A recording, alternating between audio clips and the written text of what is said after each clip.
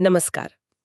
आज हम एक ऐसी जगह की बात कर रहे हैं जो अक्सर खबरों में रहती है, लेकिन जिसकी कहानी शायद उतनी सीधी नहीं है। कोसोवो। हाँ, दक्षिण पूर्वी यूरोप का वो हिस्सा बाल्कन काफी उलझावा इतिहास है वहां का। बिल्कुल। तो हमारे पास जो जानकारी है वो कोसोवो की एक पूरी तस्वीर बनाने की कोशिश करती है।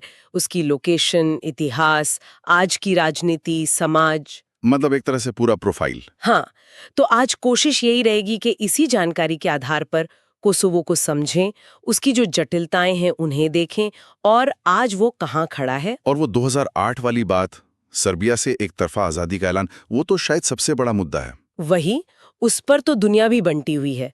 तो यहीं से असल कहानी शुरू होती है। ठीक है। तो चलिए पहले ये देखते हैं कि नक्शे पर ये है कहाँ। बाल्कन प्रायद्वीप के लगभग बीच में। हाँ। राजधानी प्रिश्तिना और साइज में करीब 10,887 वर्ग किलोमीटर, छोटा ही है। हाँ, बहुत बड़ा नहीं। पड़ोसी देश देखें तो उत्तर और पूर्व में सर्बिया, दक्षिण में उत्तर मैसेडोनिया, पश्चिम में मॉन्टेनेग्रो और फिर दक्षिण पश्चिम में अल्बानिया। मतलब चारों तरफ जमीन से घिरा हुआ, लैंडलॉक्ड। और ये जो लोकेशन है ना, ये सिर्फ एक ज्योग्राफिकल फैक्ट नहीं है। बाल्कन हमेशा से ही आप कह सकते हैं एक क्रॉस रोड रहा है यूरोप का। हाँ, संस्कृतियों का मिलन बिंदु। बिल्कुल, ताकतें टकराती रही हैं। तो कोसोवो का वहां बीच में होना उसे रणनीतिक तौर पर बहुत अहम बना देता है। अच्छा। इसी वजह से इतिहास में इतने उतार चढ़ाव और आज भी जो तनाव है उसकी जड़ें कहीं ना कहीं इस भूगोल से भी जुड़ी हैं। ये सिर्फ कोसोवो का मसला नहीं है, पूरे बाल्कन की स्थिरता का सवाल है। सही कहा। अब अगर लोगों की बात करें तो आबादी करीब 18 लाख। इसमें सबसे बड़ा ग्रुप है अल्बेनियन मूल के लोगों का, लगभग 92%। काफी ज्यादा। हाँ, और दूसरा मुख्य ग्रुप सर्ब समुदाय है, करीब 5%।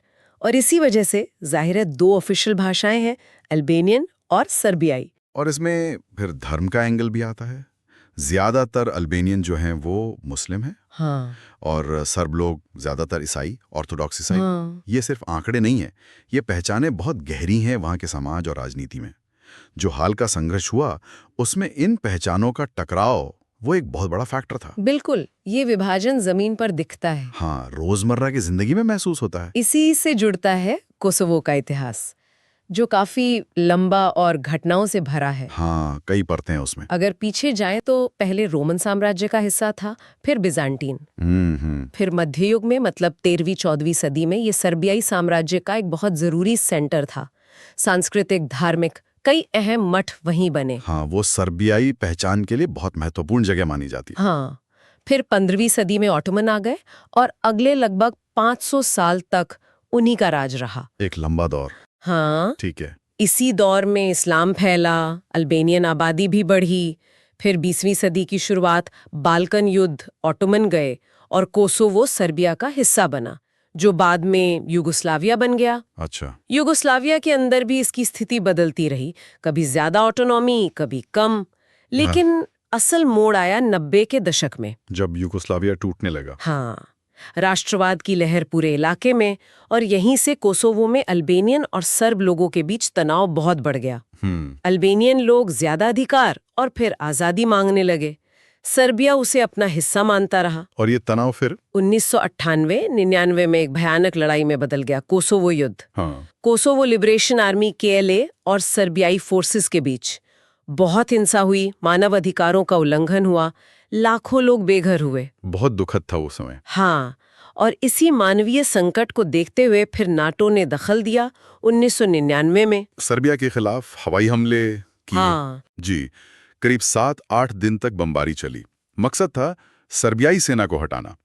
यह फैसला भी काफी विवादास्पद रहा, लेकिन इसने युद्ध खत्म करने में मदद की। और इसी युद्ध ने, जैसा आपने कहा, 2008 की आजादी की घोषणा की जमीन तैयार की। बिल्कुल, आज की जो स्थिति है वो उसी संघर्ष से निकली है। तो ये इतिहास का कॉन्टेक्स्ट जरूरी है आज की राजनीति समझने के लिए। आज वहाँ एक पार्लियामेंट्री रिपब्लिक सिस्टम है। हाँ। सरकार है, चुनाव होते हैं। स्रोत बताते हैं व्योसा उस्मानी राष्ट्रपति हैं, अल्बेन कोर्टी प्रधानमंत्री। सब ठीक लगता है ऊपरी तौर पर, लेकिन वही सवाल अंतर्राष्ट्रीय पहचान का। 2008 में आजादी का ऐलान हुआ, करीब 100 देशों ने मान भी लिया। अमेरिका, यूके, फ्रांस, जर्मनी, कई बड़े नाम है इसमें। हाँ, पश्चिमी देश ज्यादातर। पर दूसरी तरफ सर्बिया है जो इसे आज भी अपना एक प्रांत मानता है। और सिर्फ सर्बिया नहीं, रूस, चीन, स्पेन और भारत भी इन देशों ने मान्यता नहीं दी है। और ये जो आधी अधूरी मान्यता है ना, इसका असर बहुत गहरा होता है। सिर्फ कहने की बात नहीं है ये। हाँ, कैसे? देखिए, सबसे बड़ी बात, कोसोवो यूएन का मेंबर नहीं बन पाया है। क्यों? क्योंकि सिक्योरिटी काउंसिल में रूस और चीन वीटो कर देंगे। अच्छा। और यूएन मेंबरशिप के बिना अंतर्राष्ट्रीय मंच पर आपकी आवाज, आपकी भागीदारी वो सीमित हो जाती है। संधियां करना, वैश्विक संस्थाओं से मदद लेना, सब मुश्किल। इसका सीधा असर पड़ता है व्यापार पे, निवेश पर, डिप्लोमेसी पर। सोचिए, अगर आपका पासपोर्ट ही दुनिया के कई देश माने, तो लोग कैसे आएंगे जाएंगे, व्यापार कैसे करेंगे? ये विकास में एक बड़ी रुकावट है। आपने भारत का भी जिक्र किया। भारत ने मान्यता नहीं दी है, शायद अपनी जो संप्रभुता और अखंडता की चिंताएं हैं उसके चलते। हाँ, भारत का स्टैंड क्लियर है इस पर। और एक बात और, नेटो की पीस कीपिंग फोर्स KFOR वो 1999 से वहीं तैनात है। बिल्कुल, ये दिखाता है कि सुरक्षा और स्थिरता अभी भी एक मुद्दा है। हालात पूरी तरह सामान्य नहीं है। और साथ में कोसोवो यूरोपियन यूनियन EU में शामिल होने की भी कोशिश कर रहा है। हाँ, वो प्रक्रिया चल रही है, लेकिन वो भी आसान नहीं है। बहुत लंबा रास्ता है, खासकर जब EU के खुद के कुछ मेंबर देश उसे मान्यता नहीं देते, जैसे स्पेन। सही कहा। तो ये राजनीतिक अनिश्चितता बनी हुई है और इसका असर फिर अर्थव्यवस्था पर भी दिखता है। हाँ, अर्थव्यवस्था की बात करें तो उनकी अपनी कोई ऑफिशियल करेंसी नहीं है। वो यूरो ही इस्तेमाल करते हैं अनौपचारिक तौर पर। मुख्य सेक्टर्स में खेती है, माइनिंग है, लिग्नाइट कोयला, लेड, जिंक वगैरह मिलता है वहाँ। कंस्ट्रक्शन और सर्विस सेक्टर्स भी हैं। लेकिन चुनौतियां भी कम नहीं है। जैसा स्रोत बताते हैं, बेरोजगारी बहुत ज्यादा है, खासकर युवाओं में। ये एक बड़ी सामाजिक दिक्कत भी है। हाँ, ये तो बड़ी समस्या है। फिर भ्रष्टाचार की समस्या भी बताई जाती है, जो तरक्की को धीमा करती है।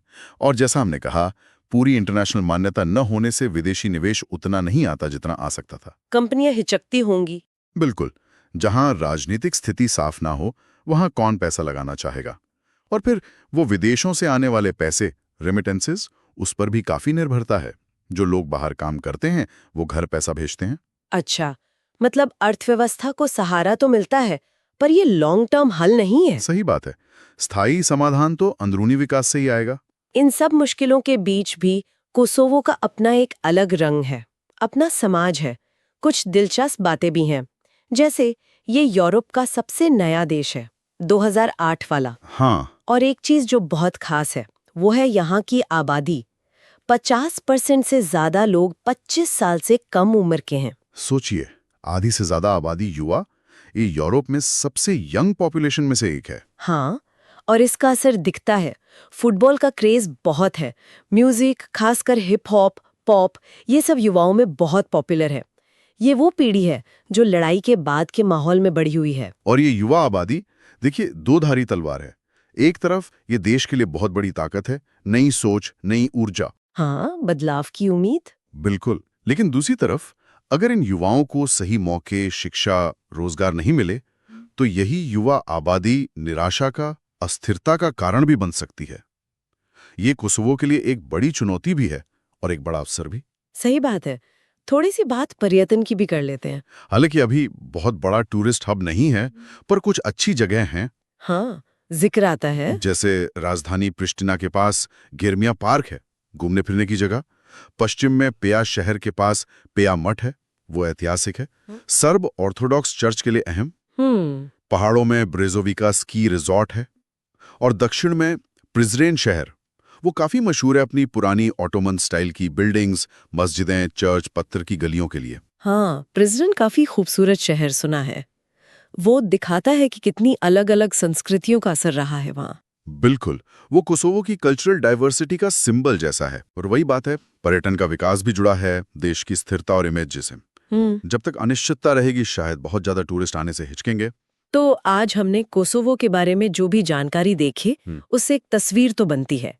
ये एक ऐसा देश है जो संघर्ष से जन्मा है। हाँ, विवादों के बीच। और अपनी पहचान बनाने, दुनिया में जगह पाने, तरक्की करने के लिए लगातार जूझ रहा है। इतिहास का बोझ है, जातीय तनाव है, अंतर्राष्ट्रीय राजनीति के दांव पेच हैं। बिल्कुल। और सबसे बड़ा मुद्दा, जैसा हमने बार बार कहा, वो आजादी पर दुनिया का बटा हुआ नजरिया। वो इसके आज और कल दोनों पर असर डाल रहा है। सही। और ये हमें कुछ अहम सवालों पर लाता है कि कोसोवो का भविष्य आखिर है क्या। किस चीज पर टिका है? हाँ, क्या लगता है? बहुत कुछ निर्भर करेगा कि सर्बिया के साथ रिश्ते कैसे बनते हैं। क्या कोई समझौता हो पाएगा जो दोनों मान लें? ये बहुत बड़ा सवाल है। दूसरा, ईयू वाली बात, क्या वो मेंबर बन पाएगा? क्या वो शर्तें पूरी कर पाएगा? और तीसरा, क्या वो अपनी अंदरूनी चुनौतियों से निपट पाएगा? बेरोजगारी, भ्रष्टाचार, अलग अलग समुदायों में भरोसा। ये सब बड़े सवाल हैं। हाँ, और फिर वही युवा आबादी वाली बात। ये 50% से ज्यादा युवा देश का भविष्य तो यही तय करेंगे। ये वो पीढ़ी है जिसने शायद युद्ध सीधे ना देखा हो, पर उसके साये में बड़ी हुई है। उनकी सोच अलग हो सकती है। हाँ, उनकी प्राथमिकताएं क्या होंगी? क्या वो अतीत के बोझ से निकलकर एक साझा भविष्य बना पाएंगे? ये वाकई सोचने वाली बात है। तो हम अपने सुनने वालों को इसी सवाल के साथ छोड़ सकते हैं कि सोचिए, कोसोवो की ये नई पीढ़ी जो आज की दुनिया से जुड़ी है, जिसकी उम्मीदें शायद अलग हो, वो अपने देश को कहाँ ले जा सकती है? खासकर तब जब दुनिया के कई बड़े देश उसे मानते ही नहीं। हाँ, क्या ये युवा पीढ़ी वो रास्ता निकाल पाएगी जो अब तक नहीं मिला? ये देखना होगा।